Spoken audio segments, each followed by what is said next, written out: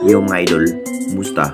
Mandrag mga sports, tabi nga pala ating pag-usapan, Barangay Nibra, si Stan is back, makakabalik na at Mikey Williams may pag-asa pa sa upunan ng Barangay Nibra. Pero bago nga yan, kung bago pa lang sa aking channel, huwag mong kalimutan subscribe at i-click ang notification bell para like kang updated sa atin dito sa vlog natin. So ito na nga rin ang mukhang may pag-asa pa ng ating Barangay Nibra na mai-improve ang kanilang magiging lineup ngayong season dahil kukunin na nga ba muli ang nasabing player na si Stan mga idol, ang dating ex-Nibra player.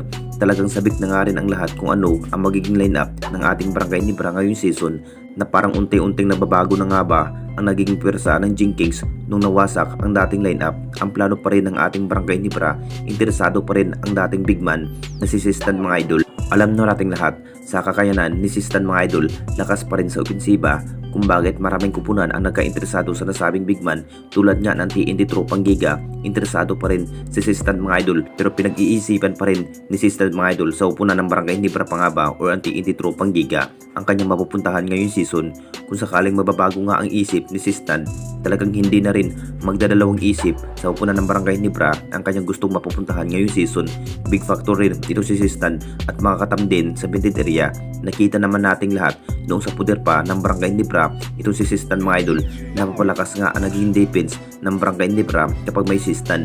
Pero hindi naman 100% na matutuloy ito si Stan mga idol dahil si Stan pa rin ang masusunod kung gugustuhin pa nga ba ang Barangay Nibra na mapupunta or TNT Tropang Giga. Ito na rin ang nasa isip ni Stan kung ano ang magiging desisyon. At dito na naman tayo sa isa pa nating balita, Mikey Williams may pag-asa pa sa upunan ng Barangay Nibra. Alam na natin lahat mga idol, talagang ito na rin ang nagiging sinabi ng lahat na matutuloy ito si Mikey Williams sa upunan ng Barangay Nibra ngayong season.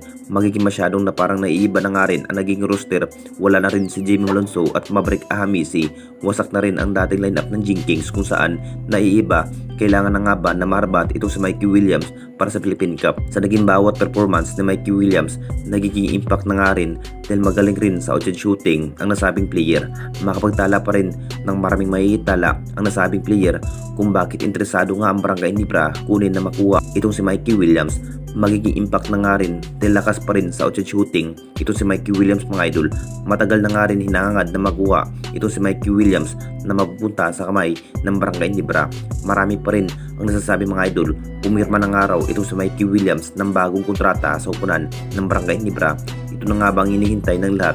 Sabik na rin na makita ang panibagong lineup ng Jinkings na matutuloy itong si Mikey Williams na parang napahina ng araw ang naging roster dahil unting-unting nawasak na nga rin ang dating lineup ng Jinkings. Maski na kailangan na ngayon na mahusay pagdating sa opensiba tulad nga ni Mikey Williams.